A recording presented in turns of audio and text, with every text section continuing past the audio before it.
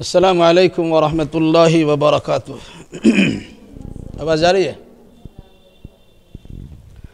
ان الحمد للہ نحمدہ ونستعینہ ونستغفرہ ونعوذ باللہ من شرور انفسنا ومن سیئات اعمالنا من یہدہ اللہ فلا مضل لہ ومن یضلل فلا ہادی لہ واشہد ان لا الہ الا اللہ وحدہ لا شریک لہ واشہد ان محمدا عبدہ ورسولہ یا ایہا الذین آمنوا اتقوا اللہ حق تقاتہ ولا تموتن الا وانتم مسلمون یا ایہا الناس اتقوا ربکم الذی خلقکم من نفس واحدہ وخلق منها زوجها وبث منہما رجالا کثیرا ونساء واتقوا اللہ الذی تساءلون به والارحام ان اللہ کان علیکم رقیبا یا ایہا الذین آمنوا اتقوا اللہ وقولوا قولا سدیدا یصلح لکم اعمالکم ویغفر لکم ذنوبکم ومن يطع الله ورسوله فقد فاز فوزا عظيما اما بعد فان خير الحديث كتاب الله وخير الهدي هدي محمد صلى الله عليه وسلم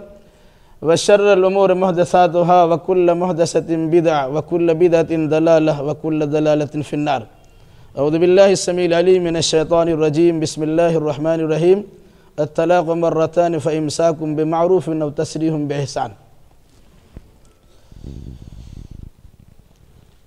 سب سے پہلے ہم اللہ تبارک و تعالیٰ کا شکریہ ادا کرتے ہیں کہ اس نے پھر ایک بار ہمیں آن لائن درس میں شرکت کا موقع عطا فرمایا۔ ساتھ ساتھ اللہ کے نبی صلی اللہ علیہ وسلم پر درود و سلام کا نذرانہ پیش کرتے ہیں۔ اللہم صلی علی محمد وعلی آل محمد کما صلیت علی ابراہیم وعلی آل ابراہیم انکا حمید مجید۔ اللہم بارک علی محمد وعلی آل محمد کما بارکت علی ابراہیم وعلی آل ابراہیم انکا حمید مجید۔ علاوہ ازیں آپ تمام بہنوں کا خیر مقدم ہے اسے آن لائن درس میں ایک خصوصیت آپ کے سامنے آج ظاہر کر دیں۔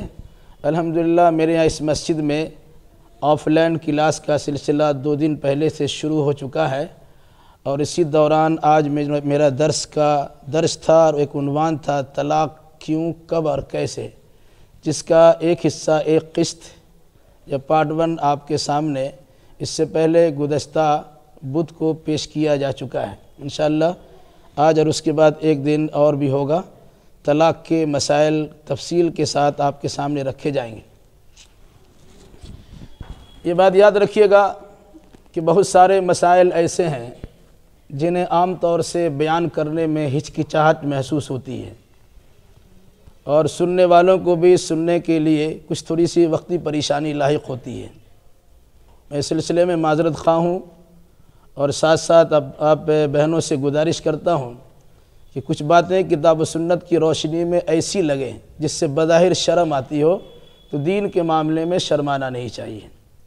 صحابیات، اللہ کے نبی صلی اللہ علیہ وسلم کی مجلس میں صحابہ کرام بھی موجود ہوتے تھے اور پیچھے عورتیں بھی رہتی تھیں، وہ ایسے مسائل دریافت کرتی تھی جیسے عام طور سے دریافت نہیں کیا جاتا، لیکن ان کے بیان کرنے کا اور سوال کرنے کا انداز ہوتا تھا، ان اللہ لا یستحی عن الحق، اللہ تعالیٰ حق بات کے بیان کرنے سے شرماتا نہیں، یا رسول اللہ یہ مسئلہ ہمیں بتا دیجیے۔ تو مسئلے مسائل سے متعلق باضابطہ علم کی روشنی میں جو باتیں آپ کے سامنے آئیں اسے بڑی سنجیدگی اور متانت کے ساتھ قبول کرنا چاہیے۔ ایک واقعی طرف اشارہ کر دوں، ہمارے طالب علمی کے زمانے میں ایک بچے نے اس مسئلے کے بیان پر تھوڑی سی مسکراہٹ کا اظہار کر دیا۔ ایک ایسے استاد نے اسے اتنا زیادہ پیٹا جو کبھی مارا نہیں کرتے تھے۔ مقصد یہ تھا کہ ابھی تم اس مسئلے کے سمجھنے میں اور اس کے بعد سننے میں اس طرح کا خیال رکھتے ہو، پھر بعد میں تمہارا معاملہ کیسے ہوگا۔ تو اس مناسبت سے انہوں نے زبردست تاکید کی اور آئندہ کسی کو ہنسنے پر پابندی عائد کر دی کہ ہنسنے اور اس طرح کی کسی چیز میں کرنے سے گریز کرنا چاہیے۔ بہرحال گزشتہ ہفتہ جو طلاق سے متعلق بات آئی تھی، نکاح در حقیقت رشتہ جوڑنے کا نام ہے اور طلاق رشتہ توڑنے کا نام ہے۔ اس کی تفصیل گزشتہ ہفتہ آ چکی ہے۔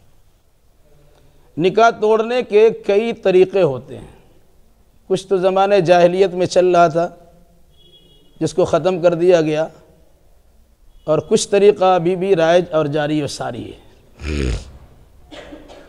اس میں سب سے پہلی چیز ہے طلاق، تو لام اور قاف۔ طلاق کے معنی ہوتا ہے آزاد کر دینا، یا طلاق کے معنی ہوتا ہے چھوڑ دینا، اسی سے لفظ طلاق بنا ہے۔ گرہ کو کھول دینا۔ نکاح کا معنی ہوتا ہے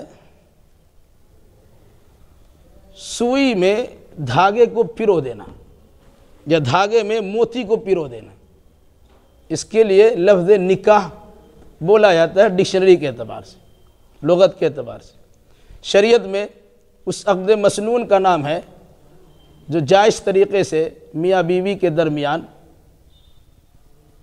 والد کی رضامندی اور اس کی موجودگی میں دو عادل گواہوں کے سامنے مہر کی ادائیگی کے وجوب کے ساتھ نکاح کیا جاتا ہے، اور اس رشتے کو عقد کے نام، عقد معنی گرہ لگانا، یعنی میاں بیوی کو، مرد عورت کو باندھ دینا، تو اس کے لیے لفظ نکاح ہے۔ اس نکاح کی تفصیلات آپ کے سامنے آ چکی ہیں۔ رہا مسئلہ نکاح کو ختم کرنے کے ذرائع، تو یہ پہلی بات یاد رکھیے گا۔ ایک حدیث عوام و خواص میں بہت مشہور ہے، ابغض الحلال الی اللہ الطلاق۔ حلال چیزوں میں سب سے ناپسندیدہ چیز اللہ کے نزدیک طلاق ہے۔ مگر یاد رکھیے گا یہ حدیث صحیح نہیں ہے۔ جو چیز حلال ہوگی وہ اللہ کے ناپسند نہیں ہوگی، اس کو لوگوں نے ناپسند بھی کہا اور حدیث کے طور پر اسے پیش بھی کیا ہے، تو یہ حدیث صحیح نہیں ہے۔ طلاق ایک ایسی چیز ہے کہ کبھی دینا حرام ہوتا ہے، کبھی دینا سنت و واجب ہوتا ہے، اور کبھی دینا فرض و لازم ہوتا ہے۔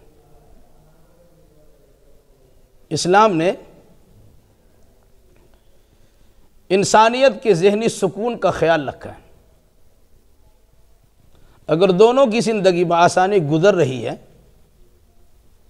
اور خواہ مخواہ طلاق دیتا ہے تو وہ انسان گناہ کا کام کرتا ہے، حرام کام کرتا ہے۔ یا خواہ مخواہ عورت طلاق مانگتی ہے کسی سے شناشائی ہو جانے کے نتیجے میں، یا کسی اور خاص وجہ اور بنیاد کی وجہ سے، تو حدیث میں کہا گیا وہ عورت منافقہ ہے جو خواہ مخواہ اپنے شوہر سے طلاق مانگتی ہے، جس کو خلا کہتے ہیں۔ ایسی عورت کے بارے میں کہا گیا حرام علیہ رائحۃ الجنہ، ایسی عورت پر جنت کی خوشبو حرام ہے۔ خوشبو دور سے سونگھی جاتی ہے، جب دور سے خوشبو سونگنا حرام ہے تو جنت میں داخل ہونا کیسے ممکن ہو سکے گا؟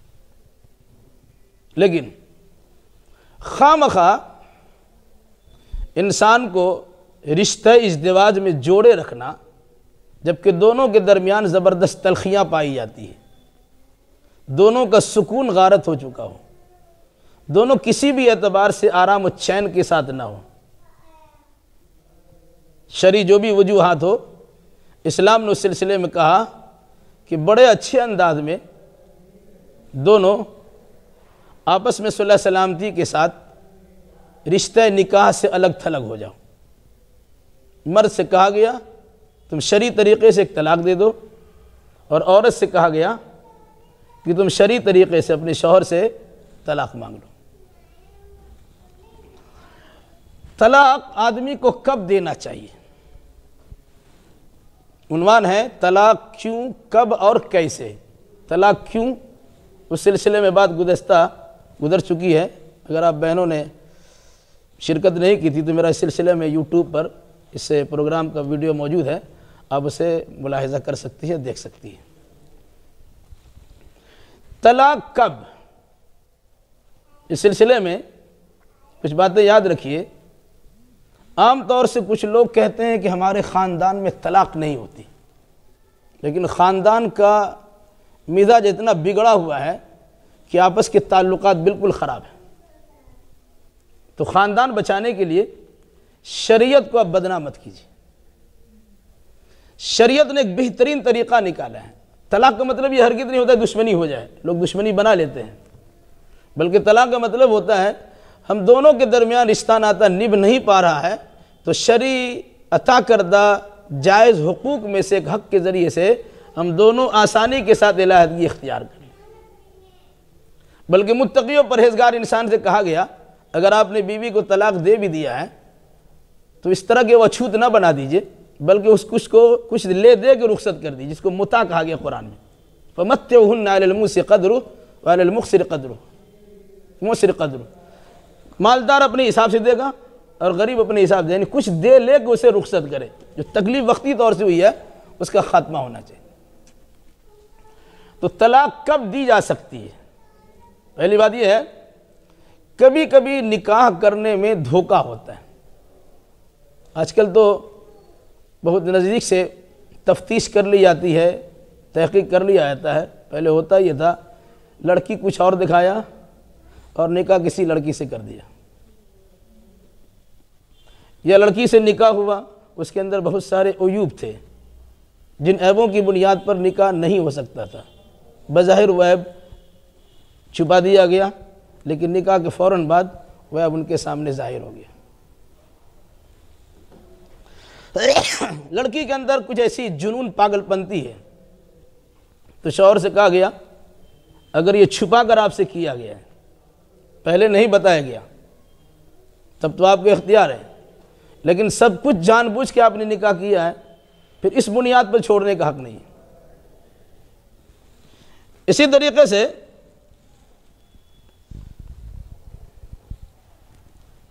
کچھ مرض ہیں جیسے جذام ہے، کوڑھ کی بیماری ہے، برس کی بیماری ہے، یا اس طرح سے کچھ ایسی بیماری ہے جو موذی ہے، تکلیف پہنچاتی ہے، جس کا علاج بمشکل ہو پاتے، تو شوہر سے کہا گیا چونکہ ان چیزوں کو آپ سے چھپایا گیا ہے، جب آپ کے سامنے ظاہر ہو گیا تو آپ کو شریعت کے مطابق حق حاصل ہے کہ اس سے بنیاد پر اسے اپنے رشتہ سے الگ کر دیجیے۔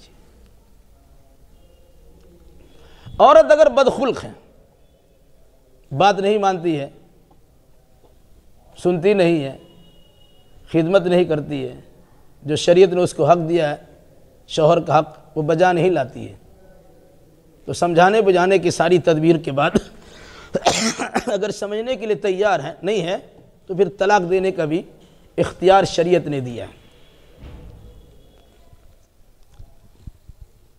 اسی طریقے سے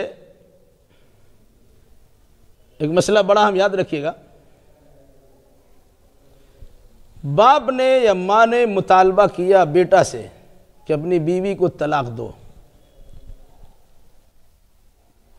تو ماں باپ کے کہنے پر طلاق دیا جائے گا یا نہیں دیا جائے گا؟ حضرت ابراہیم علیہ السلام اپنے بیٹا حضرت اسماعیل کے گھر گئے، بہو سے ملاقات ہوئی، بیٹا نہیں تھے، پوچھا کیسا چلتا ہے؟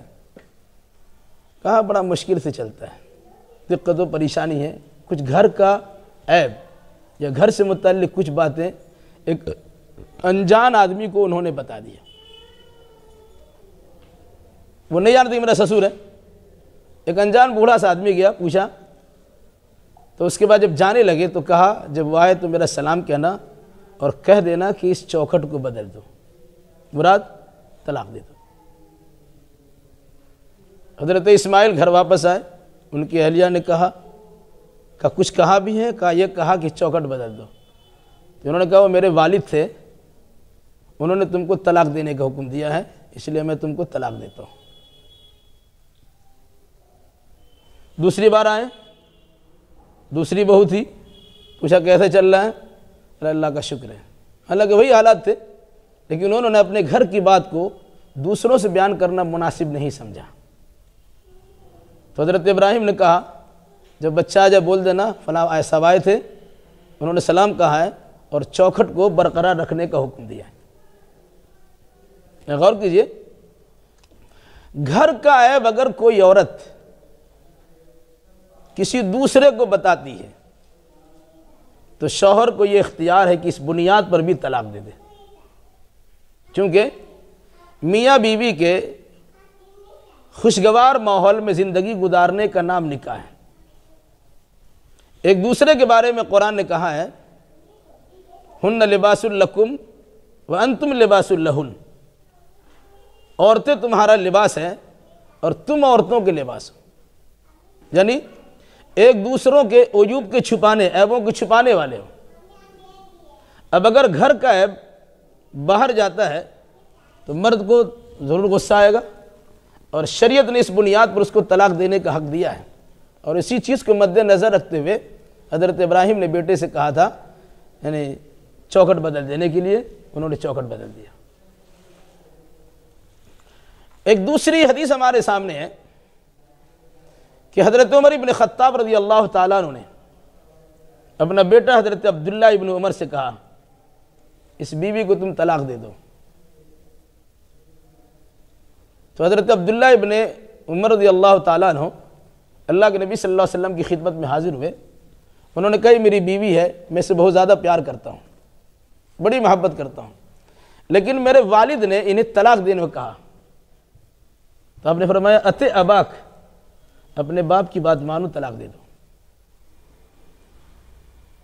گویا باپ نے اگر بیوی کو طلاق دینے کے لیے بیٹے سے کہا تو باپ کی بات مانی جا سکتی ہے اور طلاق دی جا سکتی ہے۔ باپ کے بالمقابل ماں کا درجہ 3 گنا زیادہ ہے۔ اگر ماں مطالبہ کرے بیٹا سے کہ بہو کو طلاق دے دو تو طلاق دینے کا حق ہے کہ نہیں؟ 3 گنا حق ہے طلاق دینے کا۔ مگر یہاں پر ایک چیز یاد رکھیے، امام احمد ابن حنبل رحمۃ اللہ علیہ سے کسی نے پوچھا کہ میرے باپ کہتے ہیں، اپنے بیٹے سے کہا باپ نے تم بیوی کو طلاق دے دو، میں طلاق دوں؟ تو حضرت امام احمد ابن حنبل نے کہا کہ نہیں، طلاق مت دو۔ انہوں نے کو حدیث سنائی، وہاں تو حدیث موجود ہے کہ اللہ کے نبی صلی اللہ علیہ وسلم نے کہا اپنے باپ کی اطاعت کرو، طلاق دے دو۔ تو اس پر امام احمد ابن حنبل نے کہا وہ باپ حضرت عمر تھے جن کے اندر نفسانیت نہیں تھی، وہ باپ حضرت عمر تھے جو دنیاوی اغراض و مقاصد کے تحت بہو کو بدلنا نہیں چاہ رہے تھے، بلکہ کوئی نہ کوئی اس کے اندر عیب ایسا دیکھا ہوگا کہ جس بنیاد پر حضرت عمر کے گھر میں ایسی بہو رہنے کا حق نہیں رکھتی ہے، اس بنیاد پر انہوں نے اپنے بیٹے کو طلاق دینے کا حکم دیا، اور اللہ کے نبی صلی اللہ علیہ وسلم نے اس کی تاکید کر دی کہ طلاق دے دو۔ آج ہم صحابی نہیں ہیں اور عمر ابن خطاب جیسا آدمی نہیں ہے۔ عموماً اگر بہو نے خدمت نہیں کی، کبھی زوردار آواز میں بات کر لیا، کبھی بیٹا اور بہو کے درمیان بڑی محبت دیکھی، تو ماں کو بھی اس سلسلے میں نفرت ہوتی ہے، باپ بھی اس سلسلے میں کچھ اپنے غصے کا اظہار کرتا ہے۔ تو چونکہ آج کے دور کے ماں باپ اس قابل نہیں ہیں کہ ان کے اندر نفسانیت نہ ہو سکتا ہے نفسانیت ہو، الا یہ کہ وہ ماں باپ طلاق دینے کی وجہ بتلائیں، اس کے کچھ عیب کو ظاہر کرے کہ جس کی بنیاد پہ سمجھ میں آئے کہ واقعی عورت ہمارے گھر میں رہنے کے لائق نہیں، صرف کہ طلاق دے دو طلاق دے دو، تو اس مناسبت سے ایسے ماں باپ کی بات نہیں مانی جائے گی۔ ہاں اگر ماں باپ نے ثبوت فراہم کیا ہے اس کا کسی سے چل رہا ہے، اس کے اندر فلاں فلاں شرعی خرابی ہے وغیرہ ذالک، تو اس بنیاد پر پھر طلاق دیا جا سکتا ہے، ورنہ طلاق دینے کی ضرورت نہیں ہے۔ تو طلاق ان وجوہات کی بنیاد پر دیا جاتا ہے۔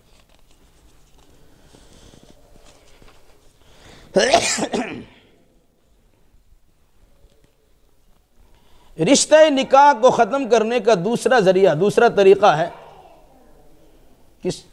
کہ شوہر سے بیوی کا نباہ نہیں ہوتا، بیوی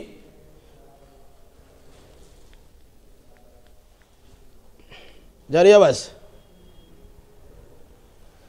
جی قریب کرنا ہوگا،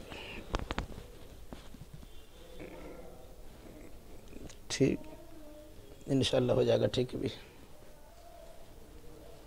یار صاف ہوا جی۔ دوسری بات ہمارے سامنے آئی خلا. جی خلا. جس طرح مرد کو بیوی کو چھوڑنے کا حق ہے، اسی طریقے سے عورتوں کو بھی اللہ نے اختیار دیا ہے. اگر شوہر تمہارے پسند کے لائق نہیں ہو تو تم اسے چھوڑ سکتی ہو، لیکن چھوڑنے کے لیے جس طرح مرد کو اختیار دے کہ تم طلاق دے دو، عورت کو طلاق دینے کا اختیار نہیں دیا گیا. اس کی وجہ کیا ہے؟ عورتیں عام طور سے جذباتی ہوتی ہیں، کسی چیز کو برداشت کرنے کا مادہ ان کے اندر کم ہوتا ہے، وہ بات بات پہ طلاق ہی مانگتی ہے. جب طلاق اس کے اختیار میں نہیں تو طلاق مانگتی ہے. اگر اس کے اختیار میں طلاق رہتی تو کب کے دے کے نکل جاتی. تو شریعت نے یا اللہ نے عورتوں کے مزاج کے مناسبت سے طلاق دینے کا حق نہیں دیا ہے، بلکہ کہا کہ تم طلاق مانگ سکتی ہو. اس کے لیے بھی کچھ وجوہات بتلائے گے. عورت اگر طلاق مانگتی ہے اس کو خلا کہتے ہیں. خلا مطلب کیا ہوتا ہے؟ خلا یخلع کا معنی ہوتا ہے اتار دینا. فخلا نعلیک. حضرت موسیٰ علیہ السلام سے اللہ نے کہا تم طور مقدس پہاڑ پہ آئے ہو، اپنا جوتی اتار کے آؤ. تو فخلا اتار دو.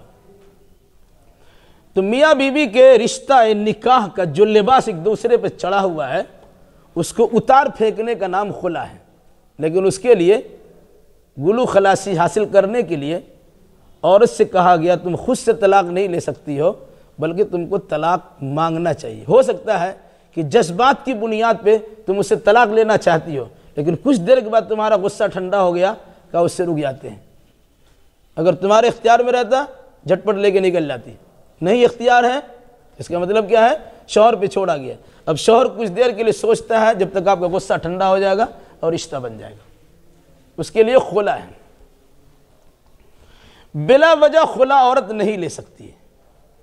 اس سے پہلے حدیث آ چکی ہے، جو عورت بلا وجہ خواہ مخواہ بغیر عذر شرعی کے یا عذر شرعی کے بغیر خلا مانگتی ہے، طلاق مانگتی ہے، تو وہ عورت جنت کی خوشبو نہیں سونگے گی.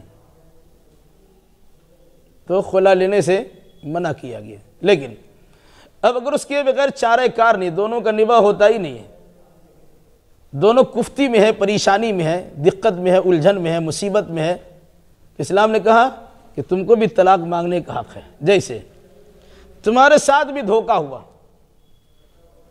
دیندار لڑکا دکھایا گیا، پتہ چلا دیندار ہے ہی نہیں.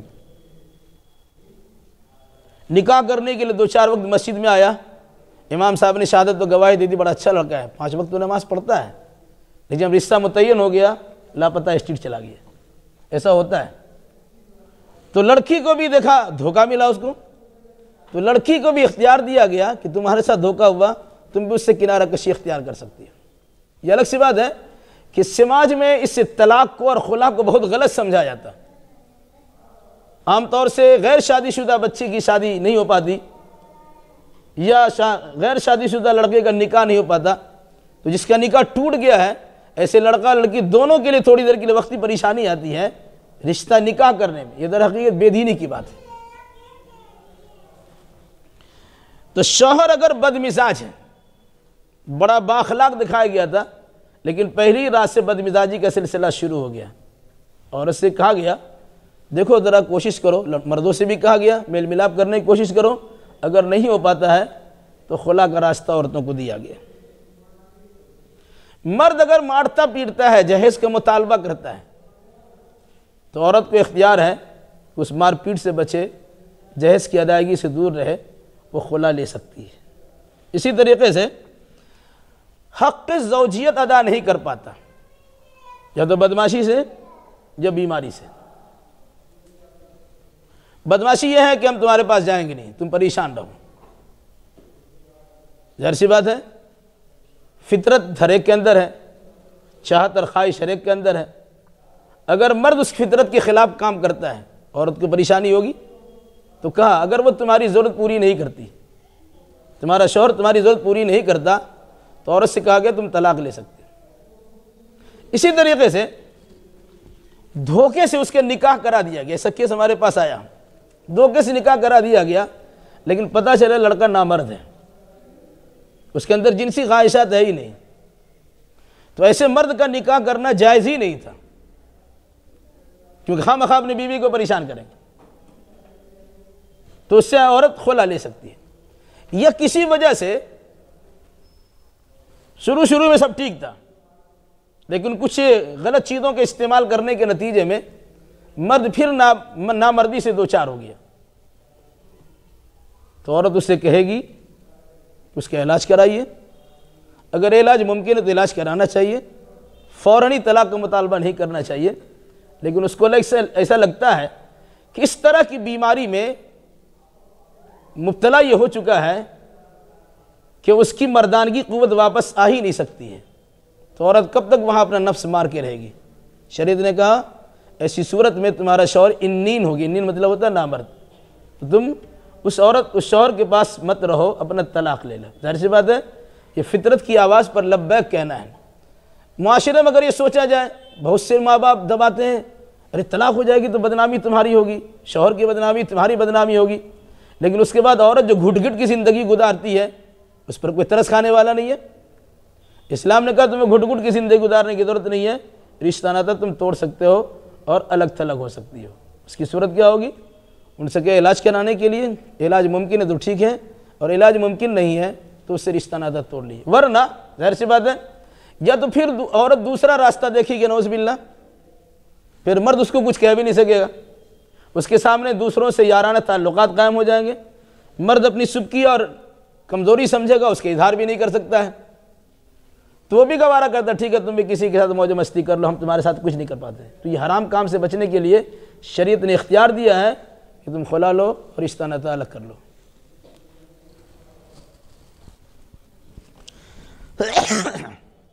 اسی طریقے سے جس طرح مردوں کو دھوکہ دیا تو طلاق دے سکتا ہے، اس طرح عورتوں کو بھی دھوکہ دیا گیا تو وہ خلا مانگ سکتی ہے. اب خلا مانگنے کی صورت میں ہوتا کیا ہے؟ خلا مانگنے کی صورت میں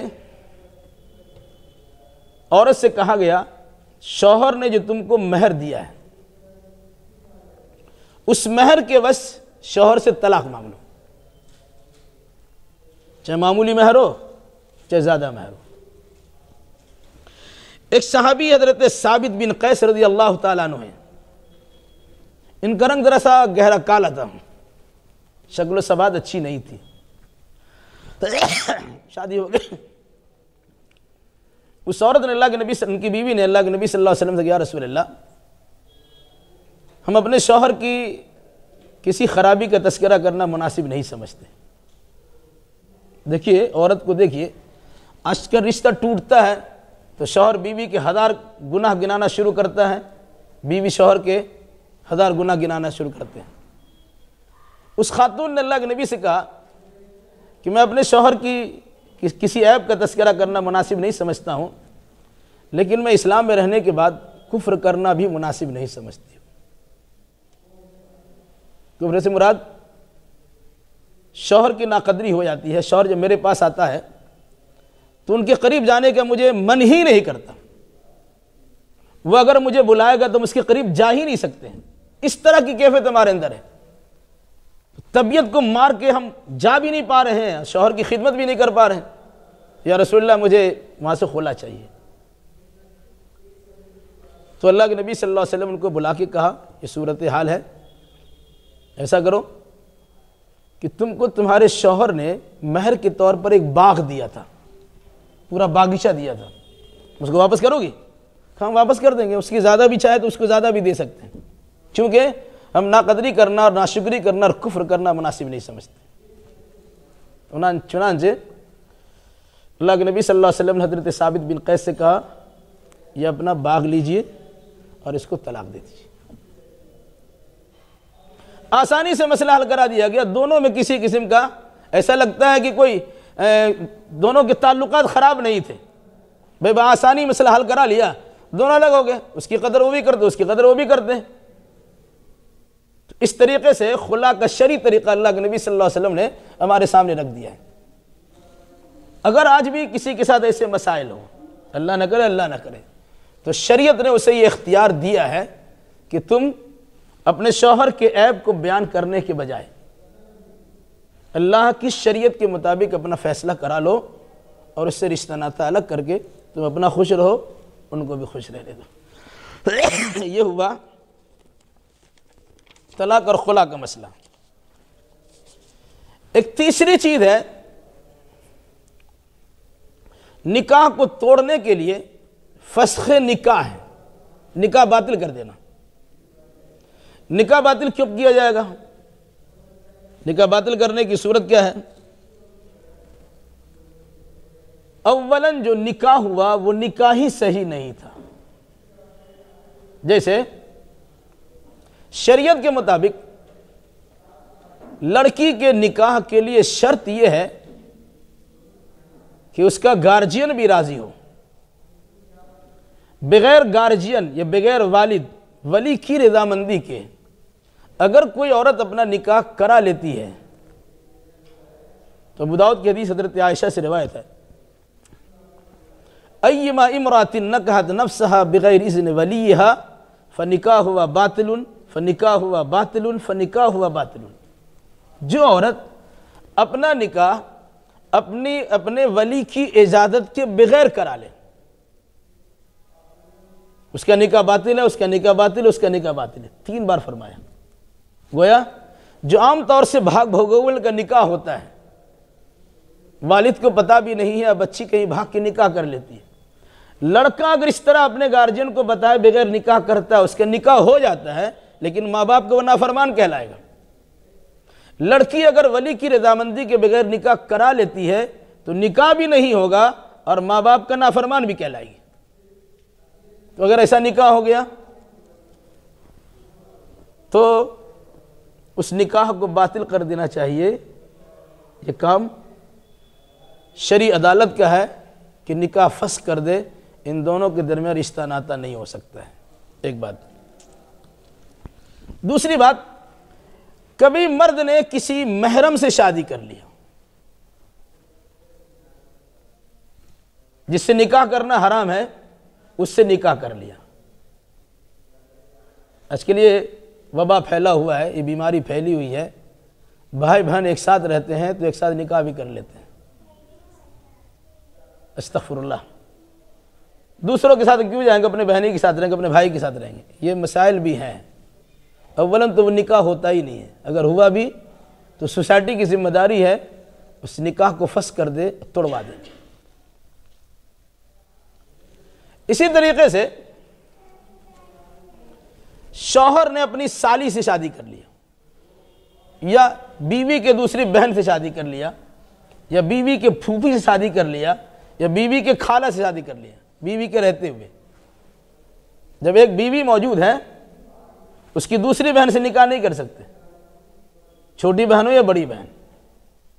بیوی موجود ہے تو بیوی کے اپنی پھوپھی سے نکاح نہیں کر سکتے، چچی سے نکاح ہو سکتی ہے، مامی سے نکاح ہو سکتا ہے کہ دونوں غیر محرم ہیں، ٹھیک ہے، لیکن اپنی پھوپھی، لڑکی کی اپنی پھوپھی اور لڑکی کی اپنی خالہ سے اس عورت کے شوہر کا نکاح نہیں ہو سکتا جب تک شوہر کی زوجیت میں بیوی ہے۔ بیوی سے طلاق ہو جائے، اس کی خالہ سے بھی شادی کر سکتے ہیں، اس کی بہن سے بھی شادی کر سکتے ہیں، اس کی پھوپھی سے شادی کر سکتے ہیں، یا اس کا انتقال ہو جائے تو ایسا شادی کیا جا سکتا ہے۔ موجودگی میں شادی نہیں کر سکتے۔ آج کل یہ بھی رواج ہے،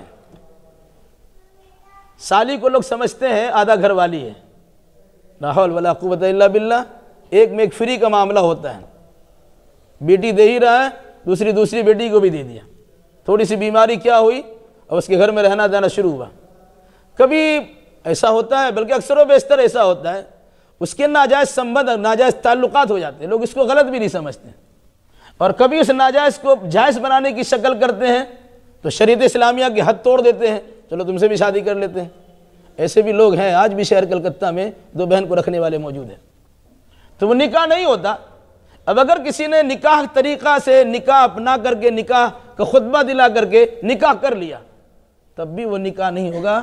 شرعی عدالت کو اختیار ہے اس نکاح کو فسخ کر دے، باطل کر دے۔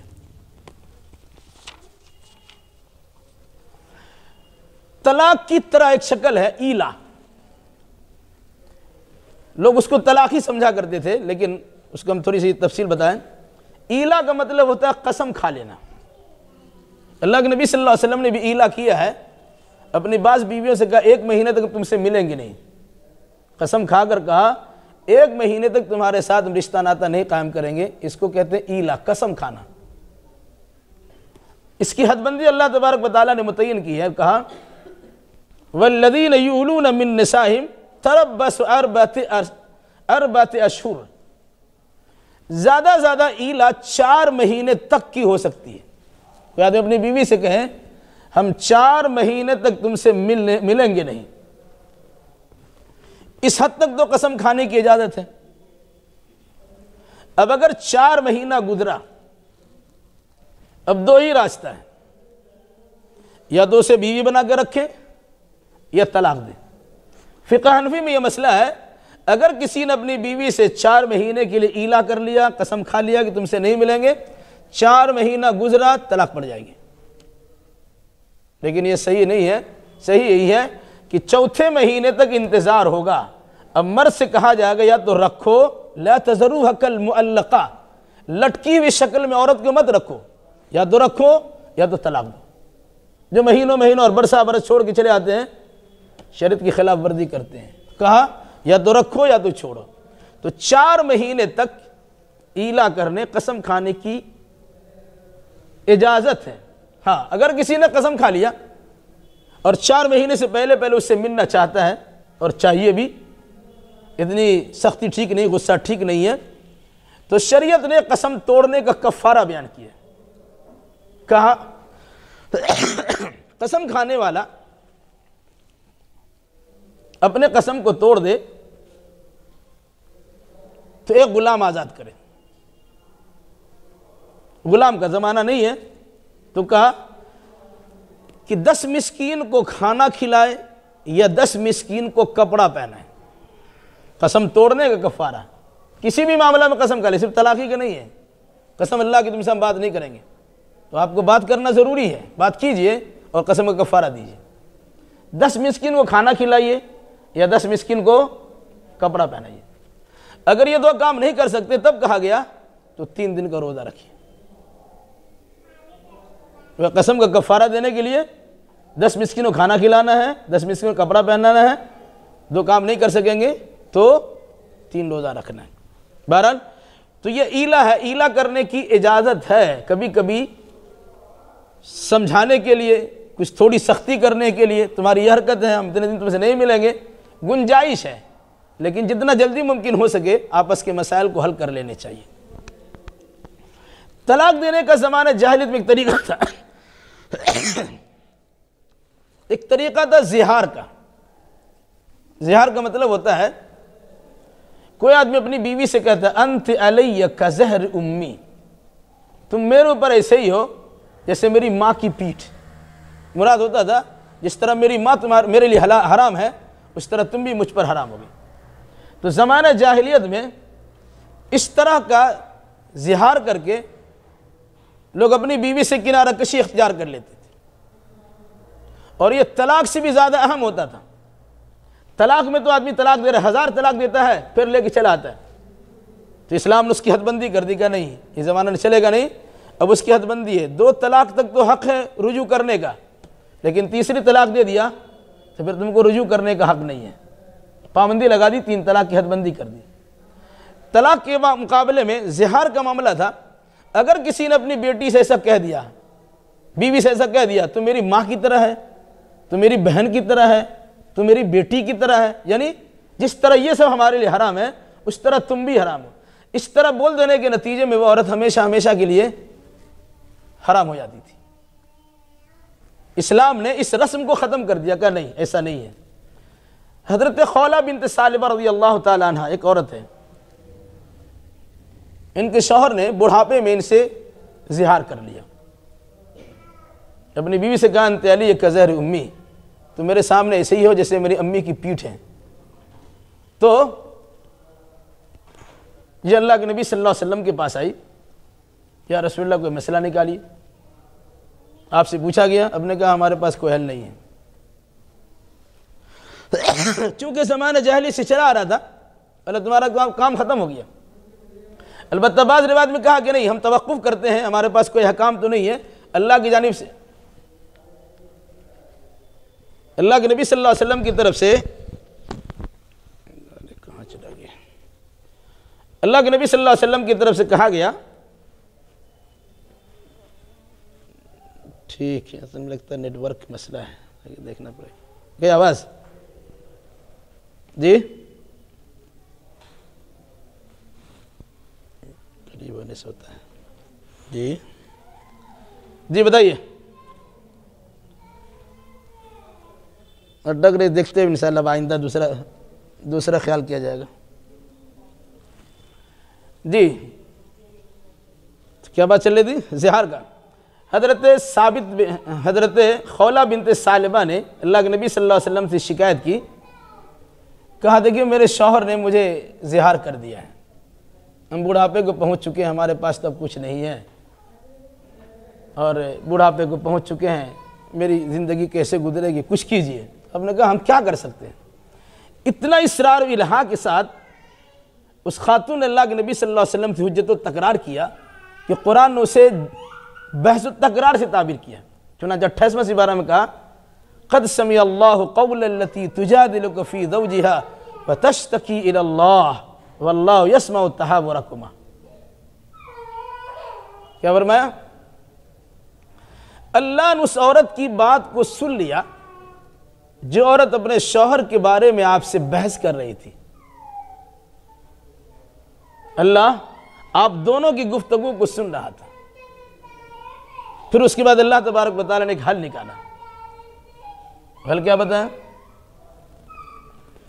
ٹھیک ہے، اگر کسی مرد نے اپنی بیوی سے کہہ دیا تو میرے ماں کی پیٹھ کی طرح ہے، یہ زمانہ جاہلیت میں طلاق کی ایک سخت قسم مانی جاتی تھی، لیکن شریعت اسلامیہ میں اس سلسلے میں کچھ کفارہ دینے کو کہا گیا، اور یہ کہا کہ مرد ایک غلام آزاد کر دے، من قبل ان یتماسہ، بیوی کو ہاتھ لگانے، اس کے قریب جانے سے پہلے کفارہ یہ ہے ایک غلام آزاد کرے گا۔ اگر غلام آزاد نہیں کر سکتے تو کہا 2 مہینے کا شہرین متتابعین، 2 مہینے کا لگاتار روزہ رکھنا ہوگا۔ بیچ میں اگر ایک دن میں ناغہ ہوا، گنتی ختم، پھر سے وہیں سے گنتی شروع کرنا پڑے گی۔ بیوی کو ہاتھ لگانے، ان کے قریب جانے سے پہلے مرد سے کہا گیا کہ اب 2 مہینے کا مسلسل روزہ رکھیے۔ جب مسلسل 2 مہینے کا روزہ رکھیں گے تب مسئلہ آپ کا حل ہوگا۔ اگر کوئی آدمی 2 مہینے کا روزہ رکھنے کی طاقت نہیں رکھتا ہے تو کہا ٹھیک ہے، وہ 60 مسکین کو کھانا کھلا دے۔ غلام آزاد کرنے اور 2 مہینے کے روزہ رکھنے کے ساتھ یہ شرط لگائی گئی من قبل ان یتماسہ، اپنی بیوی کو وہ ہاتھ نہیں لگا سکتا ہے، اس کا کفارہ ادا کرے پھر ہاتھ لگائے۔ لیکن اگر ایسا کوئی نہیں کر سکتا، دونوں کام نہیں کر سکتا، تو کہا وہ 60 مسکین کو کھانا کھلائے۔ 60 مسکین کے کھانا کھلانے سے متعلق یہ بات نہیں کہی گئی کہ چھونے سے پہلے کھلاؤ۔ اس کا مطلب ہے کہ تم یہ ارادہ کر لو کہ ہم 60 مسکین کھانا کھلا دیں گے اور تم دونوں اپنے تعلقات قائم کر سکتے ہو۔ تو یہ طلاق کی ایک قسم تھی زمانہ جاہلیت میں، جس کے ذریعے سے رشتہ ناطہ توڑ دیا جاتا تھا۔ شریعت نے اس کی پابندی کو ختم کر دیا اور اس کا کچھ کفارہ کر دیا۔ آج کل بہت سے شوہر اپنی بیوی اور میری ماں اس طرح کی بات کرتے ہیں، شریعت نے ایسے بات کرنے سے بھی منع کیا ہے۔ اس نیت سے اگر کرتے ہیں تو حرام تو ہو ہی جائے گی، لیکن ویسے بھی اگر بیوی کو ماں بولتا ہے تو بولنا اس طرح جائز نہیں ہے، اس سے بھی علماء نے منع فرمایا ہے۔ اسی طریقے سے اور دوسری چیزیں، ایک اخیر میں مسئلہ ہے بیوی کو الگ کرنے کا ایک طریقہ، جس کو طلاق کی قسم مانا جاتا ہے، اس کو لعان بولتے ہیں۔ لعان کا مطلب ہوتا ہے شوہر نے بیوی پر الزام لگایا کہ تمہارا فلاں کے ساتھ ناجائز تعلق ہے۔ اس الزام لگانے سے اگر شوہر نے الزام لگایا بیوی نے انکار کر دیا. اگر شوہر کے الزام لگانے کے بعد بیوی انکار کرتی ہے، اب مسئلہ پہنچتا ہے قاضی کے پاس. شوہر نے دیکھا ہے وہ الزام لگا رہا ہے، بیوی انکار کر رہی ہے. اس سلسلے میں شریعت نے لعان کا مسئلہ بیان کیا ہے. لعان مطلب لعنت کرنا، ایک دوسرے پر لعنت کرنا. شوہر 4 بار کہے گا میں اس الزام لگانے میں سچا ہوں، اگر میں جھوٹا ہوں تو اللہ کی مجھ پر لعنت ہے. اس طرح 4 اور 5 بار کے بعد یا تو بیوی اقرار کر لے گی ہاں ٹھیک ہے ہم سے غلطی ہوئی ہے. اب غلطی کا اقرار کرتی ہے تو شوہر پر ہے، چاہے تو بیوی بنا کے رکھے چاہے وہ چھوڑ دے، اس کو اختیار ہے. اس پوزیشن میں دیکھا ہے اس کو چھوڑنے کا حق ہے. اگر نہیں ویسے گوارا کرنا چاہے تو معاف کر کے توبہ اللہ کرا کر کے اس کو رکھنے کا بھی اختیار ہے.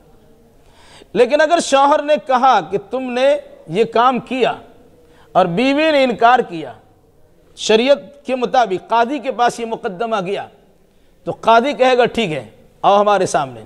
دونوں کو بٹھایا گیا، شوہر سے کہے گا اپنی شہادت پیش کرو.